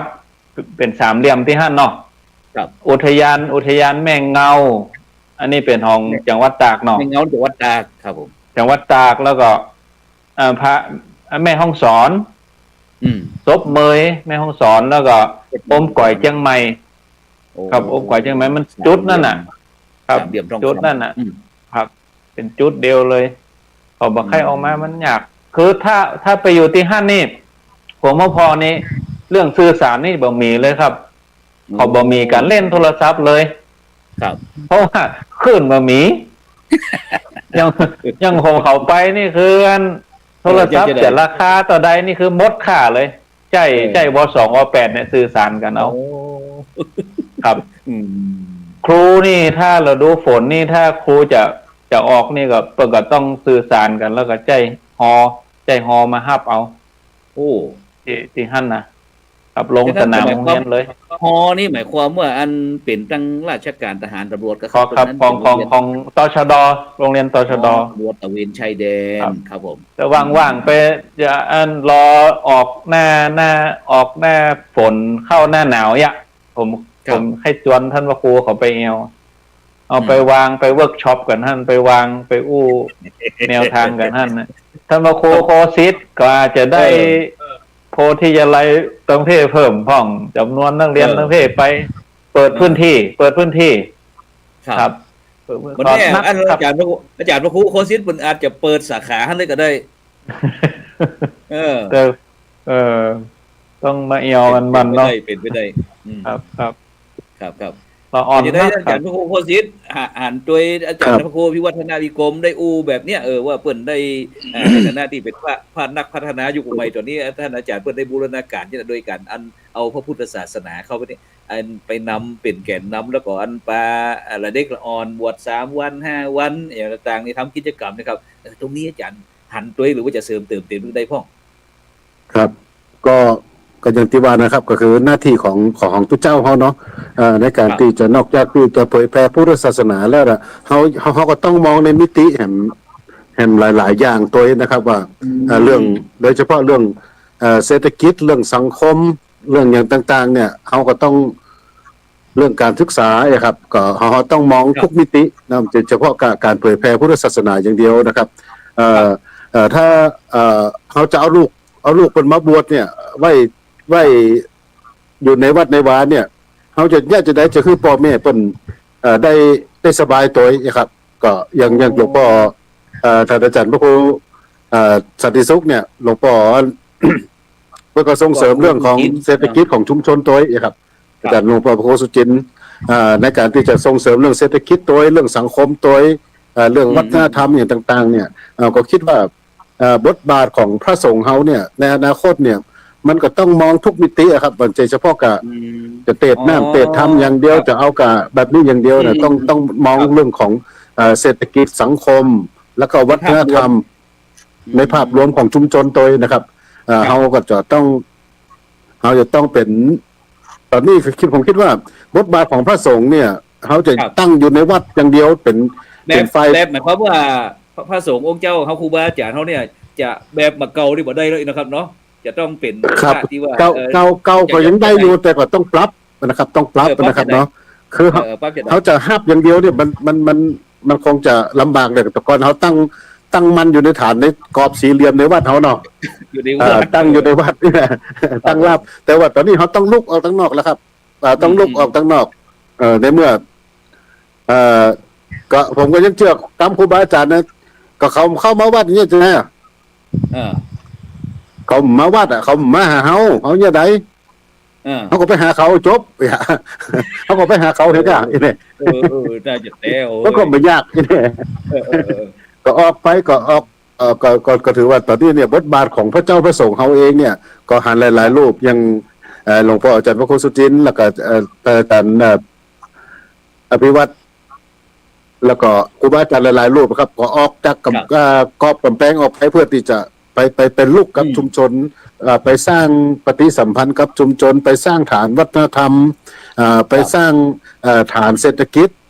ไปสร้างฐานสังคมร่วมกับเจ้าบ้านมาก็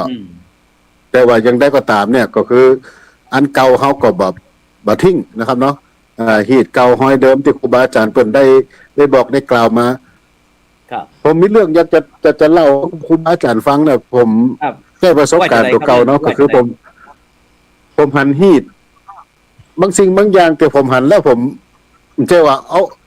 อาโยมแม่ผมมาอวดอีน่ะก็คือโยมแม่ผมเนี่ยเป็นคนเฒ่าอายุ90 ปลายเนาะถือว่าเพิ่นเป็นผู้มีพระคุณที่เป็น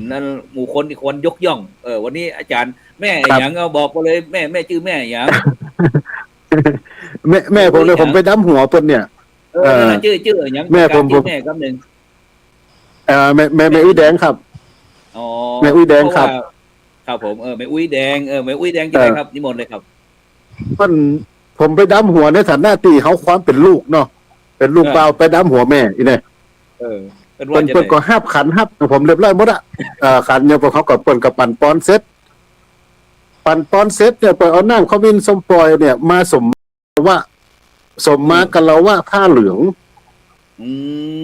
เปิ้นก็เอาแจงผ้าเหลืองเขาเนี่ยไปเอาน้ำเขามินสมปอยเปิ้นก็ทำให้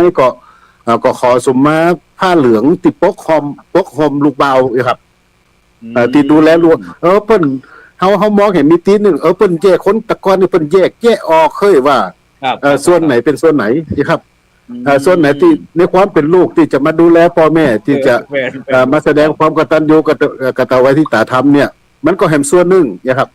ในส่วนความเคารพความศรัทธาในพระพุทธศาสนาเนี่ยถึงแม้ตุ๊เจ้าเขาจะเป็นตุ๊เจ้าเขาก็จะบอกว่าเขาจะไปดำหัวพ่อแม่ได้เนอะมันผมว่ามันใจในความเป็นลูกเขายังมีอยู่ครับ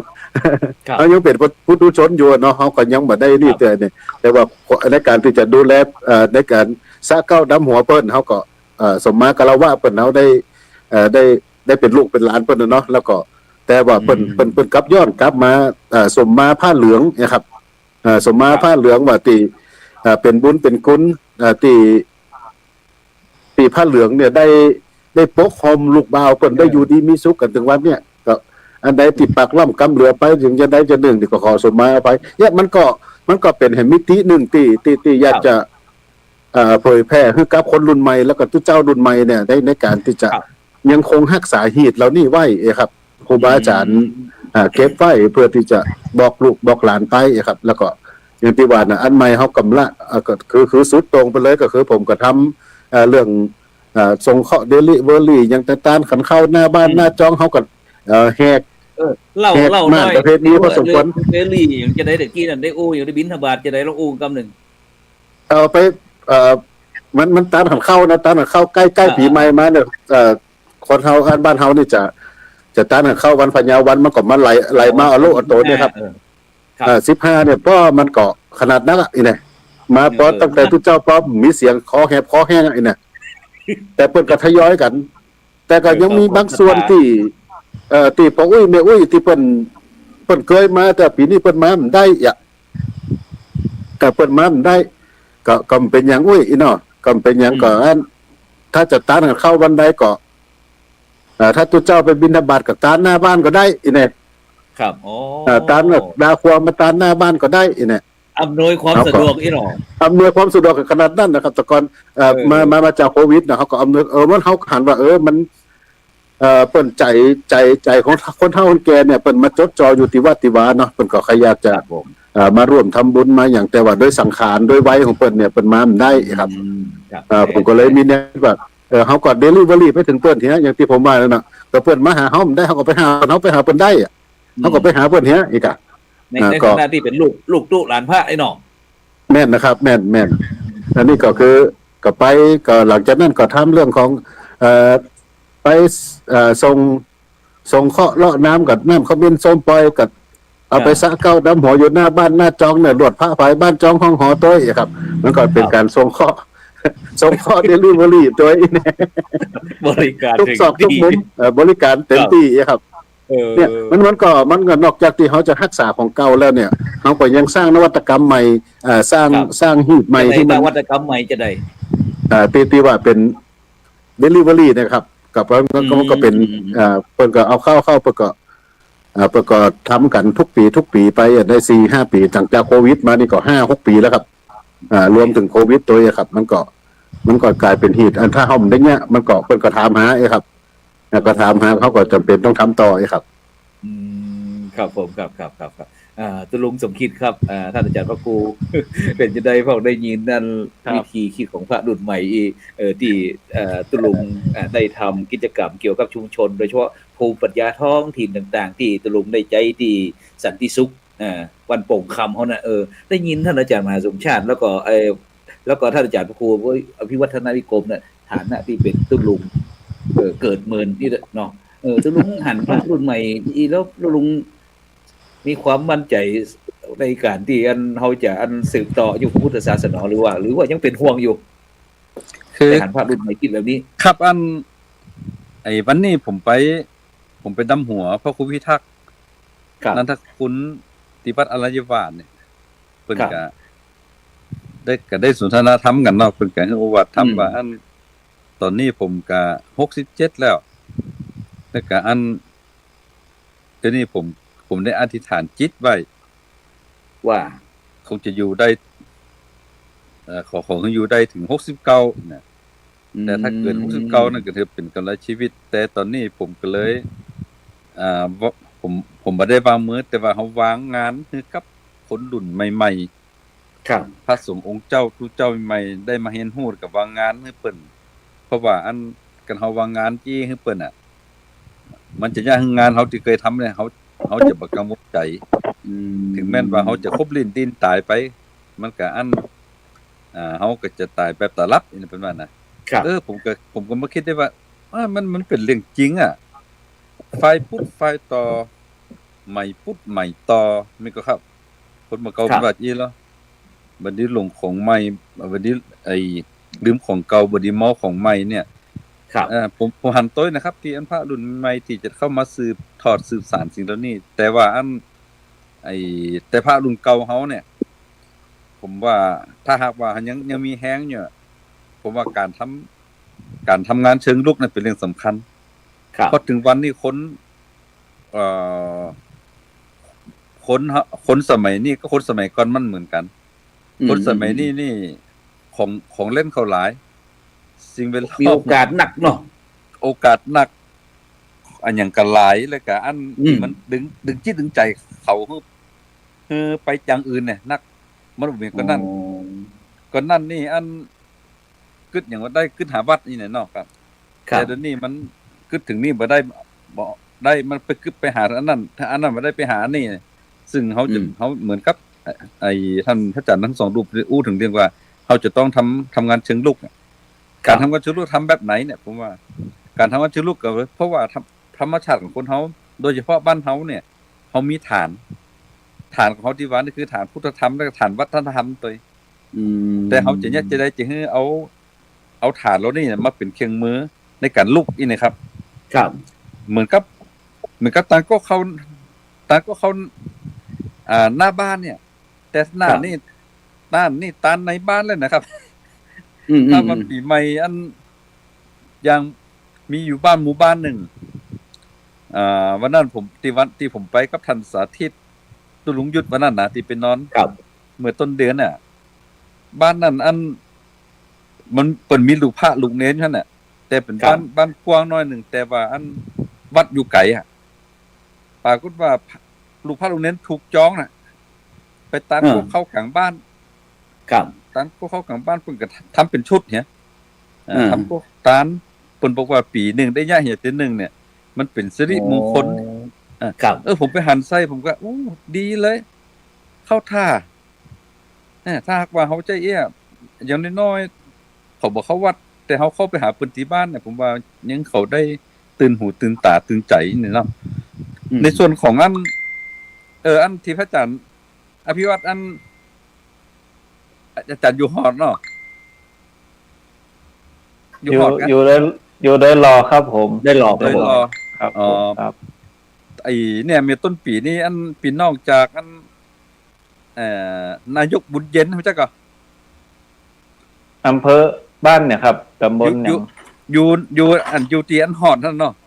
อ๋อฮอดอำเภอฮอดครับ ครับ ใกล้ๆกันครับผม ที่เอาจ้างอันไถนานนะเป็นป้าเจ้าบ้านไม่แอลหาที่ผมที่วัดเนี่ย ครับผมครับ มาหลาย เป็นได้ สิบอยู่ ครับเป็นได้ เป็น พอ ดี ครับเปิ้นยังทำอยู่เนาะ ครับป้าเปิ้นอยากให้หันว่าอันการทำมันเกษตรบนฐานทำเนี่ย คนที่เนี่ยจะได้อย่างนี้กันเนาะแล้วก็บทบาทของมันในส่วนของผู้เจ้าปัญญาแล้วเขาจะไปเชื่อมกับทางท้องถิ่นได้จะได้ผ่องเปิ้นมาดูงานนี่ผมก็ได้ฮื้อแนวคิดแล้วก็ปาดดูกิจกรรมกับเจ้าบ้านเขาก็สนใจครับสนใจแล้วก็ ครับ เขาก็ยังได้คุยกันทั้งสื่ออยู่มื้อนี้อยู่ครับก็ดีครับผมว่าบางอย่างเนี่ยเขามีต้นทุนอยู่ละ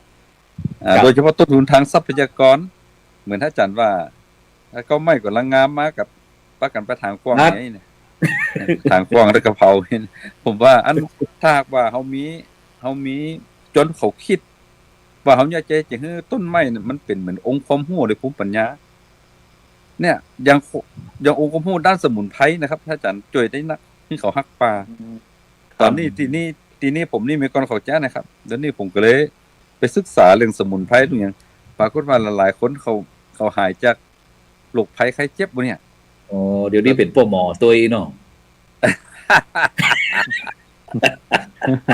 คือเดี๋ยวนี้ผมมาฟื้นมื้อนี้ครับปรากฏว่าเจ้าบ้านมันตื่นตัวกันแล้วก็อัน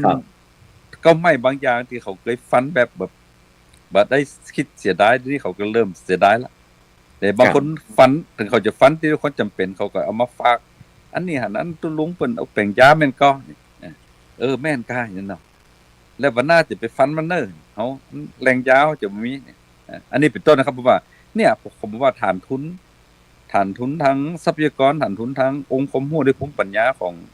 หมู่เฮามีนักแต่ว่าเขาจะสกัดเอาทุนเหล่านี้เป็นเครื่องมือในการปรับเปลี่ยนวิธีคิดของพี่น้องชาวบ้านได้จะได้ผ่องอันนี้เป็นเรื่องสำคัญครับเป็นเรื่องสำคัญเพราะว่าอันอย่างตะวาเนี่ยตะวาผ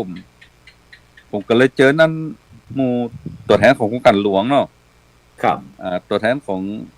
บริษัทเกียรติเจริญโภคภัณฑ์และก็ตัวแทนของพิพิธภัณฑ์เกษตรเฉลิมพระเกียรติมัติวัฒน์นี่แล้วก็เฮาก็จะทำ MOU ร่วมกันนี่กับมูลที่ว่าอันคุณมีทรัพยากรอย่างพ่องที่จะมาเสริมหนุนให้ชุมชนเนี่ยมาต่อยอดไองานกิจกรรมของชุมชนน่ะให้มันยกระดับจากมันมีคุณค่าเลยให้มันเป็นมูลค่าให้ได้นะอย่างเช่นว่าเขาขาดแหล่งน้ำคุณประสานกับแหล่งทุนที่จะมาบริจาคปูนบริจาคอุปกรณ์ที่จะไปสร้างฝ่ายสร้างอย่างได้ก็เพราะทุกเจ้าบ่มีสตางค์ซื้อนะนี่เนาะคุณอันมีเคียงไม้เคียงมือพอจะประสานกับหน่วยงานองค์กรทางด้านเทคโนโลยีเนี่ยที่จะมาทำเรื่องนวัตกรรมอย่างเช่นว่าเคียงสไลด์เขามินปูนเลยขิงที่เคียงบดเคียงอบเนี่ยเคียงอบแห้งอย่างเนี่ยมีคุณเอามาเสริมได้ก็ถ้าคุณบ่มีคุณใจศักยภาพของคุณไปคอนเนคกับมันไอ้องค์กรที่เปิ้นมีเนี่ยได้จะได้พ่องหรือว่าคุณมีตลาดที่จะมารองรับผลผลิตเนี่ยอย่างเช่นพวกเครือเจริญโภคภัณฑ์นี่เนาะก็มีตลาดแต่คุณบ่ได้ปิดทำตลาดแบบโลบโมโทสันนี่ก็ต้องทำตลาดระดับชุมชนพุ่นว่าทำตลาดบนฐานทำเหมือนกับต่างวัดเฮาทำได้ก็คุณต้องไปเปิดพื้นที่ผลผลิตเหล่านี้นอกจากส่งเสริมแล้วลองมีพื้นที่วางให้ได้ก่อนถ้าทำจีได้เนี่ยก็จะคิดว่ามันนอกจากเปลี่ยนคนแล้วมันจะเปลี่ยนในเรื่องของตัวทรัพยากรธรรมชาติสิ่งแวดล้อมตัวที่สำคัญมันจะไปฟื้นสิ่งเหล่านี้ตัวนะครับอันนี้ก็ผมก็เลยแน่แต่ว่าเฮาก็มานั่งคุยกันแล้วก็เฮาจะมีแผนว่าจะทำ MOU ร่วมกันแล้วก็จะต้องเชื่อมกันด้วยกันให้มันแบบครบวงจรอันนี้ก็เป็นส่วนหนึ่งที่เป็นการทำงานเชิงลุกการเผยแพร่พุทธศาสนาเชิงลุกครับ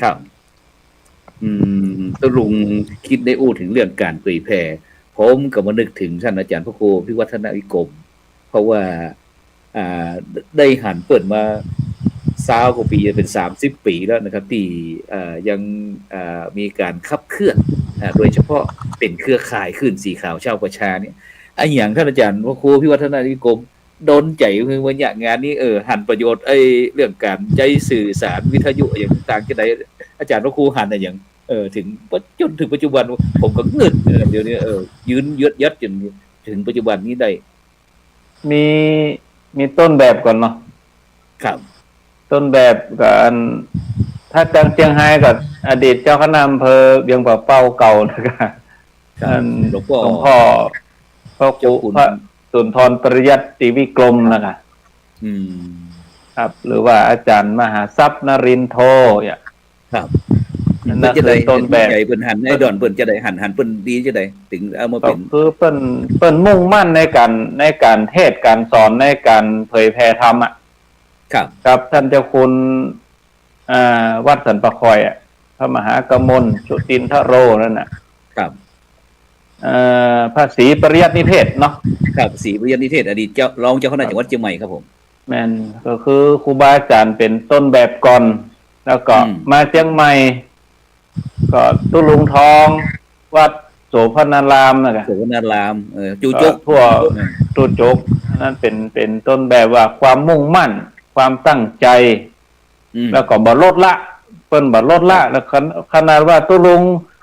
ป่วยอยู่ป่วยบ่สบายแล้วก็ตุลุงทองนี่นะครับก็ยังเทศยังสอนอยู่นอนห้องยาก็ยังเอาไม้มาจูปากก็คือเตะได้เลยครับคือใจโหมใจภาพนั้นอีหรอครับแล้วก็กำเทศกำสอนของเพิ่นที่เพิ่นอู้ออกมาเนี่ยผมว่ามันเป็นอมตะครับเป็นอมตะอันนี้คือเป็นต้นแบบเพียก่อนครับแล้วก็แถมอันหนึ่งคือว่าเฮาเผยแพร่ผ่านสื่อบอกว่าอันหยังนี่นะผมว่ามันสะดวกที่สุดมันสะดวกที่สุดเพราะว่าเขาไปเทศตามงานนี่มันสะดวกอย่างหนึ่งสำหรับตามประเพณีแต่ว่านะผมว่าผมมาวิเคราะห์แล้วนะครับแล้วผมก็ไปลองหลายเทื่อแล้วอย่างบ้านซบเนี่ยคนที่จะตั้งใจฟังเขาสมมติว่าบ้านซบนี่เขาบันนัก50 คนเนี่ยคนที่ตั้งใจฟังเขาจริงๆเนี่ยเขาบอกเกิน10 อืม นอกจากนั้นเหลือจากนั้นคือเขาจะรอเวลาว่าเขาจะจบการเทศน์เมื่อใดอัน กิจกรรม เรียวๆไป จะจบ อย่าง เมื่อใด ไม่รู้จะเทศน์จบเมื่อใดเลยคำถามตัวเขาเรียวๆไปอย่าง เออ แต่เขาได้เทศน์ออกสื่อนี่ คนที่ตั้งใจแต่นี่เขาก็ไหลมาฟังเขาก็ติดตามเขาเองอ่ะบอกว่าเขาจะสื่อสารอย่างแม้แต่ข้อความสั้นๆ หรือว่าเอาหูปอย่างเอาไปพิมพ์ประกอบบรรยายนี่เขาถึงติดตามครับ ผม ครับ นี่แห่งจูงใจอันหนึ่ง ครับ แล้วก็แหมอันหนึ่งก็คือ3 หลักการเนาะผู้ใหญ่ดึง ผู้น้อยดัน คนเสมอกันให้กำลังใจเนี่ย อืม ใจรัก3 อย่างนี้ ผู้ใหญ่ดึงก็มีท่านพระครูโสพลเนี่ยกะดึงขึ้นมา ดึงจากตมท่านพระครูโคสิตพ่องเนี่ย ผู้ให ผ ญ่ มเคยไปแจกของ ผู้ นะ ใหญ่ดึงผู้น้อยตามอีก ผู้ใหญ่ดึงผู้น้อยดัน โอ้ผู้น้อ ค ย นเสมอกันให้กำลังใจไปแจกของโดยท่านอาจารย์สาธิตเปลี่ยนน่านปุ่นกันตอนน้ำท่วมไปตัวท่านพระครูสุพลเขาเหมือนกันนะครับ ผมก็หันความตั้งใจของครูบาอาจารย์มาตลอดนั่นแหละ ครับ ก็เอาตัวเนี้ยก็เป็นกำลังใจอืม เป็นแห้งจูงใจเป็นกำลังใจในการทำงาน ก็คงก็จะตั้งใจอยังตู้ลุงท้องนั่นแหละบัดสบายเอาจนนอนเตียงถ้าเขาเอาไม้มาชู้ก็อ้วก ไปเขามันบ่สบายส่วนบ่สบายท่านอีหนอกกายบ่สบาย ส่วนของมัน ใจสบาย ส่วนของมันกายของมันไปครับ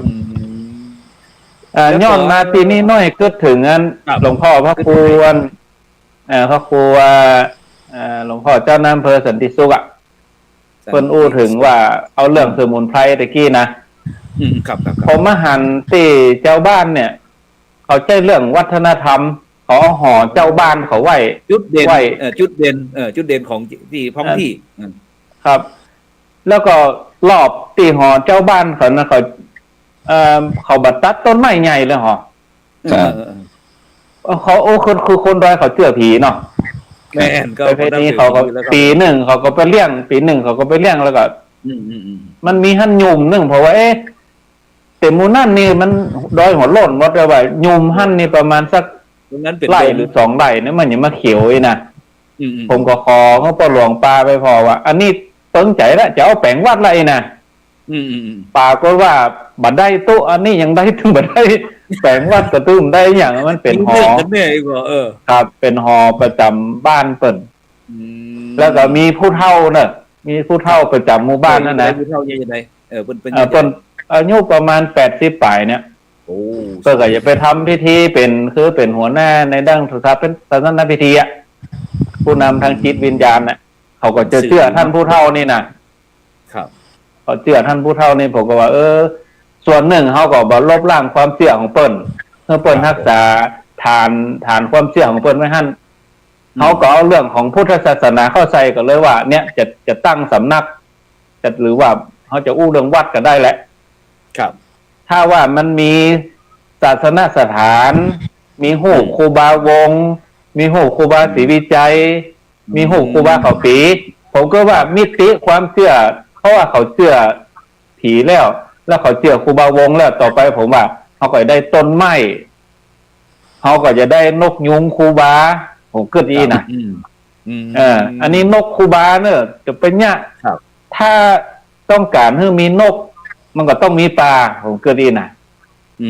ถ้ามีปลาผมก็เลยมาเกิดถึงเรื่องยานี่ผมยังเพิ่งเกิดเขาว่าวันนั้นไปตัวมาหาดร.ฐานันดรครับ แต่ก่อนเป็นอยู่วัดศรีโสดาเนาะแล้วก็ไปอยู่ดอกแดงที่ฮอดเนี่ยเจ้าบ้านนั่งกลุ่มกันหั่นประมาณ 3-4 กลุ่มเนี่ยเขาเอามีดยับมาตัดใบปูติเกี่ยวหมากนะมามัดนี่มัด20 บาทแล้วเขาก็มามัดทุกเย็นเขาว่าใบปูนี่มันขึ้นกับต้นไม้แล้วเขาก็ไปเก็บมาว่าอันนี้เอาไปขายที่ไหนต้องเอามานึ่งด้วยเผื่อว่าเอาไปขายมัด20 บาทก็นั่งเนี่ยกันท่านตึงลูกเล็กแดงเพราะว่านอกจากอันนี้เขาต้องขยับไปแหมเพราะว่าปีหนึ่งนอกจากเขาจะ ทำมันไหลเลื่อนลอยเข้าให้นี่แล้วเขาก็มานั่งเก็บใบปูเนี่ยนี่ ครับ แล้วผมมาเกิดถึงว่าปูมันต้องกินกับหมากอ่ะ ผมเกิดว่าจะต้องเอาต้นหมากไปปลูกกับเดนนี่นะ โอ้ แล้วเขาก็จะได้ให้เห็นนะผมว่ามันจะกินกับปูผมได้อ่ะมันต้องหมากมันเป็นซื้อตัวนอกคุณเนี่ย มันต้องครบสูตรอีเนาะโอ้ยไงเนาะแต่ผมมาเกิดถึงเขาเนี่ยเขากินมากกันนักขนาดหรอเดี๋ยวนี้มากเป็นพืชเศรษฐกิจนะพระคุณท่าน แม่นครับผม เดี๋ยวนี้ ไอ้ผมเนาะ ปีนี้ผมส่งเสริมกับปลูกซึ่งไปหลายพันต้นอยู่ โอ้ เพราะว่า เอาไปแจ้งหอมได้ฮะ เขาปลูกแล้วก็เขาการเขาต้องรับร้องในเรื่องของแหม5 ปีบวิธีขายไปขายที่วัดเลยเนย อ๋อต้องมี ต้นสาย ศูนย์กระจาย เนาะต้นกล้า อ๋อต้นนี่เขาสั่งซื้อจากมากจากอันจากชุมพรของแล้วก็จากสุราษฎร์ของครับทางภาคใต้มา ครับ แต่เดี๋ยวนี้ตีน่านนี่ก็มีครับแรงตีเลี้ยงมากตีบ้านอำเภอต่างผานี่ บ้านนั้นเป็นบ้านมากป้าตุ๊มีเป็นปั้นเป็น19,000นะครับ ฉะนั้นต้องบอกท่านอาจารย์ผู้พิวัฒนาวิกรมเนี่ยนะเดี๋ยวได้ภาษาเนี่ยนะกล้ามันนะ มันใช่ว่าเอาแก้ไอด้วยละอาจารย์ท่านครูเนาะ ยา ตับหมากเนี่ย ครับเพราะว่ายาไหนมาก เป็นยานะ มันเป็นยาครับ เพราะว่าตับหมากมันเป็นยาใส่แก้เป็นยาใส่แผลครับ อ๋อ ใส่แผลเวลามีแผลสดก็ดีแผลเน่าอย่างเงี้ยครับ ครับ จะเอาตับมาฝนเนาะแล้วก็ใส่น้ำส้มปล่อยซะหน่อยนี่ก็ไปแปะแผลเนี่ยมันถึงหายปิดกว้าง หายเลยเนาะ ครับแต่ว่าคนที่เจ็บปากเจ็บอย่างนี้เปิ้นจะเกี่ยวมาเพราะเปิ้นต้องการจะให้ฟันเปิ้นนั้นแข็งแรงเนาะถึงแม้ว่ามันจะเป็นสีดำสีแดงแต่ว่าเขี้ยวของนี่สุดยอดอ่ะแต่สังเกตว่าคนกินมากเนี่ยจะบ่เป็นโรคกระเพาะ ครับ คนเกี่ยวมากนี่นะครับแต่ก็เดี๋ยวนี้มากมันบ้านเฮาเนี่ยต้องส่งนอกครับ ครับ ครับผม แถวอิน ขึ้น เดี นะ ย ผมขึ้นเนี่ยผมจะเล่นตั้งหมากเนี่ยนี่ แต่ความว่าอาจารย์ผู้พิวัฒนาวิกรมนี่คือถึงเรื่องเศรษฐกิจแล้วของชาวบ้านแล้วมันก็เพื่อที่จะใจชาวบ้านได้มีเศรษฐกิจที่บ่ต้องไปตัดต้นไม้ทำลายป่าแต่เขาใจวิธี พระอาจารย์วางแผนปลูกได้เลยครับปลูกตั้งแต่ปีนี้เลยครับ จะได้ ผมเดี๋ยวเอาไปปลูกก่อนนะ เอา ปี พระครูโสพล ห้า คุณ ปี ภาพ ข้าง ต้ ห น น้า นึง นะ เอา อาจารย์บ้านนั้นพริกเนี่ยเป็นบ้านเศรษฐกิจเลยนะครับ ครับฉะนั้นท่านอาจารย์พระครูพิวัฒนาวิกรมวางแผนไว้จะได้แล้วตอนนี้จะเริ่มปลูกเมื่อใดเพราะว่าตอนนี้มีต้นแบบต้นไผ่ป้นศูนย์การเฮียนนั่นที่ไอ้ ธรรมาภิวัตน์กัน สถาบันธรรมาภิวัตน์จะปลูกไผ่พุ่นนะเดี๋ยวนี้นะเดี๋ยวนี้ก็อู้ถึงเรื่องเศรษฐกิจกันทีนี้อาจารย์พระครูพิวัฒนาวิกรมก็อู้เรื่องเศรษฐกิจท่านอาจารย์พระครูสุจินนันทกิจอู้ถึงเรื่องเศรษฐกิจเพราะว่ามองหันถึงความสำคัญว่าชุมชนเนี่ยมันจะต้องเดินด้วยปากด้วยท้องฉะนั้นเขากลับไปตีอันเวียงเป่านี่ก็เศรษฐกิจเหมือนกันจะได้มีเศรษฐกิจอย่างพ่องตอนนี้นอกจากที่เขาจะคือคณะศรัทธาญาติโยมจะอยู่ในศีลกินในธรรมแล้วทีนี้ยังมีเรื่องเศรษฐกิจเรื่องปากเรื่องท้องอาจารย์มีไอ้อย่างก็รัฐวิสาหกิจชุมชนจะได้ห้องอาจารย์พระครู คือของผม สมณคุณ ของผมเจ้าแนวคิดในเรื่องของ3 อเนาะแต่อย่างที่อาจารย์บรรยงว่าอดเอาอิ่มใช่นะ3 อ3 อของผมนี่ก็คืออิ่มท้องอิ่มสมองและอิ่มใจเนาะเกี่ยวกับกระบวนการ3 อย่างเนี่ยก็คืออิ่มต้องเนี่ยเขาจะเนี่ยจะได้ให้เขาอิ่มต้องก่อนถ้าจะเผยแพร่พุทธศาสนาเนี่ยน่าจะได้จะคือเปิดอิ่มต้องก่อนถ้าเปิดหิวก็คงจะบะฮับเขาทำบะฮับอย่างสักอย่างมันขยักเข้าเนี่ยครับ ห้อง ถ้าต้องห้องหลองเข้ามันไฟไหม้แล้วมันเป็นเอาอย่างได้สักอย่างครับ ครับ ก็เลยว่าถ้าเปิดอิ่มแล้วเนี่ยเปิดอิ่มแล้วเนี่ยเปิดก็จะเข้าหาเอานะครับอิ่มสมองเนี่ยองค์ความรู้เนี่ยต่างๆโดยเฉพาะของเรื่องปะเป้าเนาะตอนนี้ก็ประคมก็ถือว่าเป็นผู้บุกเบิกเรื่องของภูมิปัญญาท้องถิ่นพร้อมภูมิปัญญาชาวบ้านเรื่องของการปั้นและเขียนลายเวียงกะหลงเนี่ยสามารถที่จะให้กระบวนการต่างๆมันเกิดขึ้นให้มันชัดแต่ก่อนเนี่ยเรื่องของเครื่องปั้นเครื่องเคลือบเวียงกะหลงเนี่ยเขาหันแล้วเขาก็ตกใจเลยนะครับว่ากลัวจะได้น้ำกาบมาสักถังนึงเนี่ย โอ้มันเสี่ยงก็ไม่เป็นหลายก็ต้นนะอาจารย์ อ๋อ ก็ไม่ เดี๋ยวอาจารย์โคโคซิดน้ำกาบช่วยขยายหน่อยวันนี้เดี๋ยวเด็กอ่อนกำลังฟังเขามันหมายถึงอะไรอย่างน้ำเคลือบครับน้ำเคลือบเซรามิกครับน้ำเคลือบเซรามิก น้ำยาซีเรมิก